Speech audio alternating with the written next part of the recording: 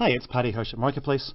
A stock split is basically just a way for a company to make it easier for investors to buy its shares.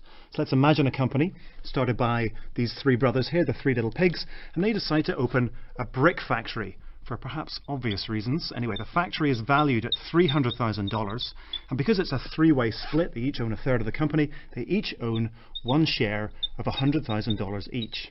Now one day, Bert decides that he wants to put a mud pool in the back of his house, and it's going to cost him $50,000. But he hasn't got any money, so he decides he wants to sell half of his stake in the company. But you can't sell half of a share, right? And that share, besides, is very, very expensive.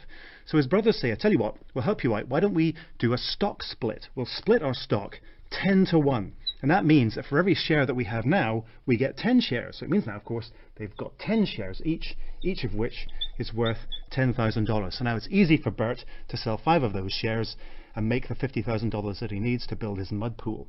And you can see that a stock split doesn't dilute the value of your share of the company. Each of them still owns a third of the company, but they've got 10 shares each. The other thing it does is it drives down the cost of those shares, the individual cost.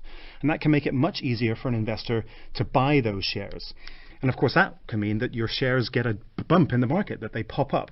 Now, a company may decide to split its stock specifically to give its shares a bit of a juicing in the market. If it does that, though, that's a really bad idea, because there's nothing to say that your shares are going to move up after the split. They could actually move down. And if that happens, you maybe got 1 million shares which are trading at a much smaller price, and that price is getting smaller all the time, and that can really freak investors out, leaving investors, the company, and everybody involved very badly needing a drink.